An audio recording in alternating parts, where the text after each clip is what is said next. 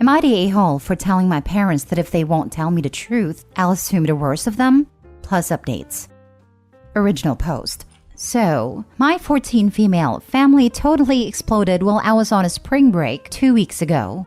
I went on a trip with my grandparents and came back to my mom moved out and a serious sit-down talk about them divorcing. It's not exactly a surprise because they've both been acting weird and shady for a while. But that's not what I was expecting to come back to. And they could have let me unpack first at least. They asked me if I had any questions. And I asked them which one cheated because that was my first thought. They got super uncomfortable and said that the reasons between them were private. I said, not when it means I suddenly lost my family over it. And they owe me at least some reason that this is happening. And we don't love each other anymore doesn't cut it. You don't just stop loving someone for no reason. That's dumb. So what? They said that was all I needed to know, and we need to talk about how the living situation was going to work and everything. I told them that I don't want to live with either of them if they're going to be like that. Everyone has been mad since then, and my mom came over to talk it out last night. They still don't want to tell me why. I told them both that if they were going to hide stuff, I'll just make up my own worst case and go with that. And since mom left, it can all be her fault. And since it's her fault, I won't live with her or go see her. She got upset and said that it wasn't fair, and it wasn't her fault. I told her to give me the real reason then, or just deal with it. My dad said I was out of line, and I said that it can all be his fault then, and same deal. That started an argument between the two of them, but I'm holding my own. Pretty sure at least one of them will crack and tell me what happened soon, so I can decide how I feel about it. I don't need graphic details, but a simple someone cheated, or mom's a secret lesbian, don't tell anyone. Or, we've both really changed a lot, I don't want the same things would help. If one of them did something bad, I want to know. If they won't own up, or explain why there are no bad guys, they can both be the bad guy. I had to talk to my school counselor today, and she said that is totally understandable. But playing them against each other is going to hurt everyone. So am I the a-hole? Now for the top comments before reading the updates. You're the a-hole. Jesus, kid. Your parents are having far more decorum in this divorce than most divorcing parents ever have. They are trying not to pin blame all in one parent and have to work out this incredibly massive shift in their lives themselves. This is a huge thing for them emotionally as much as it is for you. If they are not at each other's throats and trying to make things as smooth for you as possible, you can at least show a little decorum and give them some time to work up to explaining it to you. Not everything needs to be the result of some big, explosive, dramatic moment. Life isn't TV or TikTok. Go out and touch grass. I'll add that I think her parents are doing the right thing in not telling her. Not every conflict needs to have a bad guy, even if one parent betrayed or hurt the other. Opie's life has been turned upside down, and she's looking for someone to blame, which is a natural response. Opie's relationship to each of her parents individually doesn't need to change, just because their relationship to each other has. Teenagers are developmentally not generally able to see gray area in complex situations like this. Let's assume, as Opie is, that one parent cheated on the other. It's a very good reason to get a divorce. There was a betrayal in that relationship.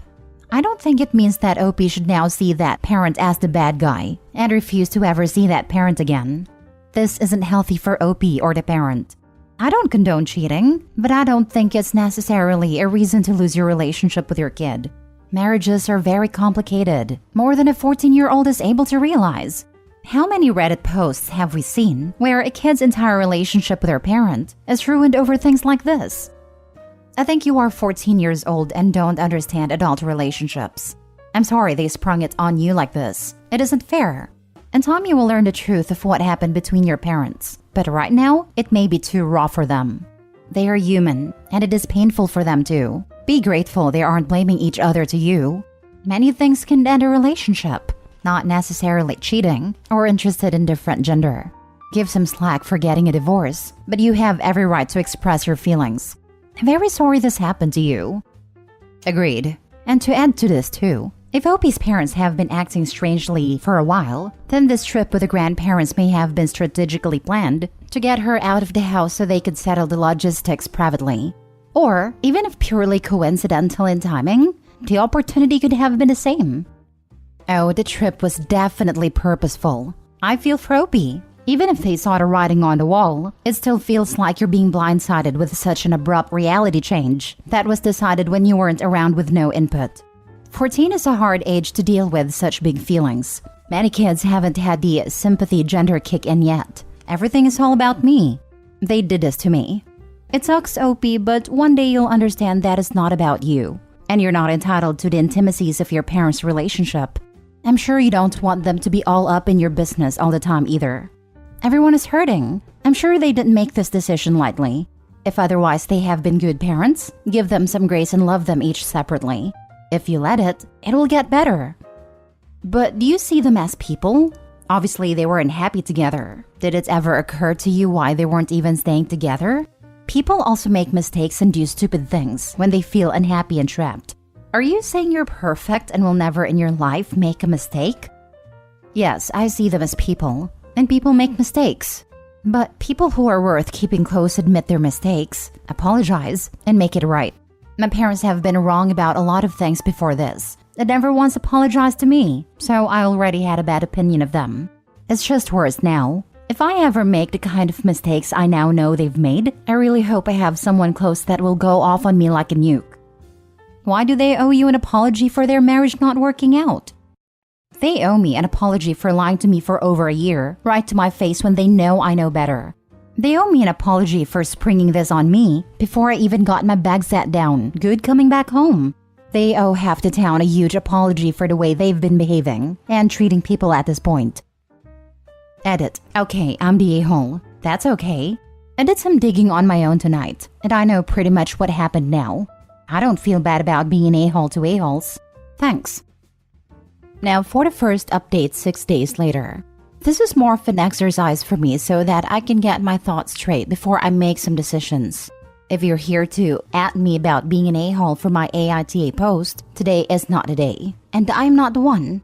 I accept the judgment. I just don't feel bad about it now. If you can be cool with your feedback, I'm open to that. I do listen and turn over reasonable advice, but I've had a stressful week, so constructive replies only please. I won't be humoring aggressive trolls. To bring everything up to date, family therapy was a fiasco. I told a counselor that I didn't want to participate and I would rather stay in the lobby. After she tried to convince me to stay in the room, she let me go back out. My parents told me I was grounded if I didn't stay, but the therapist talked to them alone for a while and then we left. I'm not grounded and they're big mad. I still have to go with them weekly, but I don't have to stay in the room. I have to go to an individual counselor next week, and I'll see what happens when I refuse treatment. Hopefully, I won't have to go back.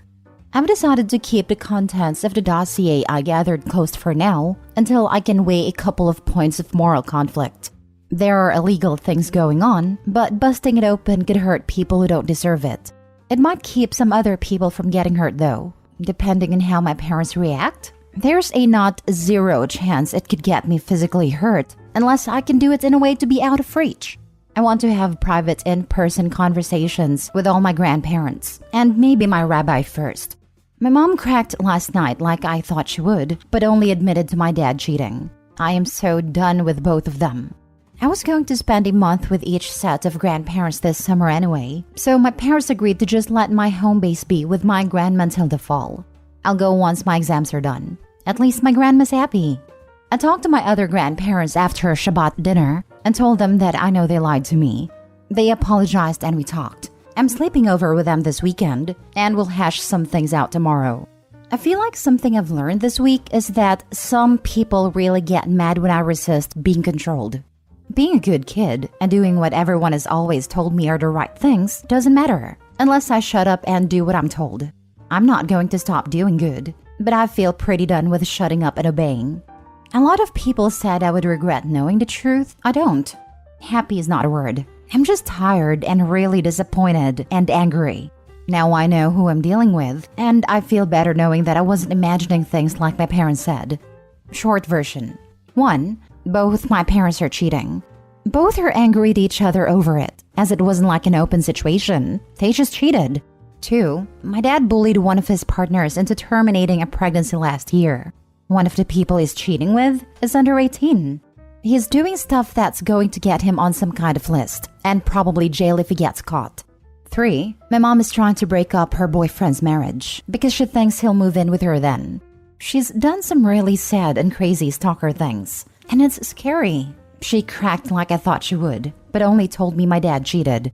4. They tried to force me to participate in family therapy and threatened to ground me for the entire summer if I didn't. The therapist let me sit in the lobby while they talked, and I think talked them out of it. I have to go to the place with them, but I don't have to sit in the session if I don't want to.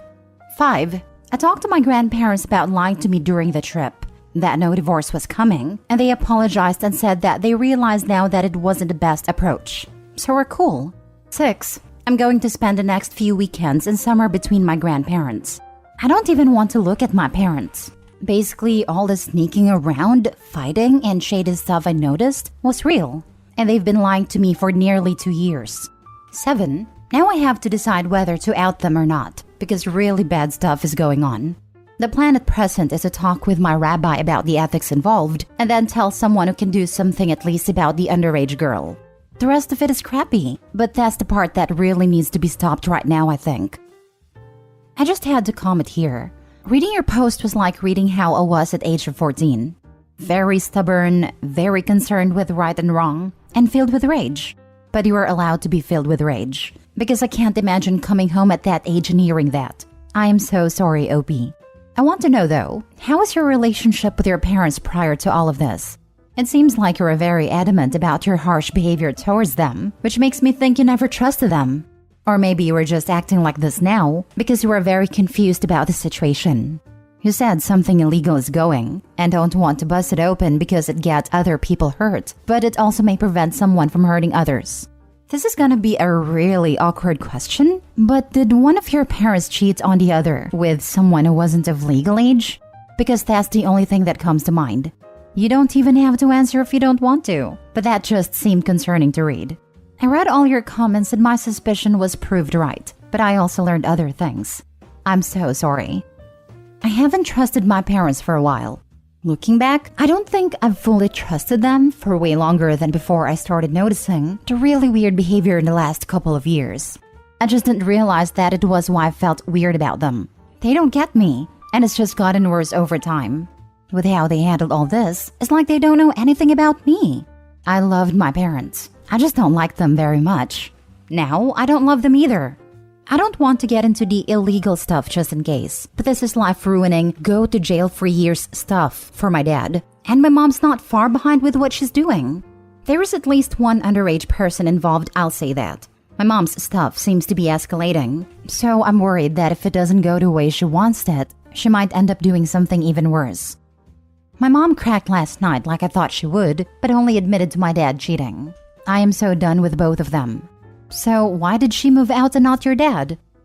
She says she moved out because she doesn't want to be in that house anymore because memories. That's BS.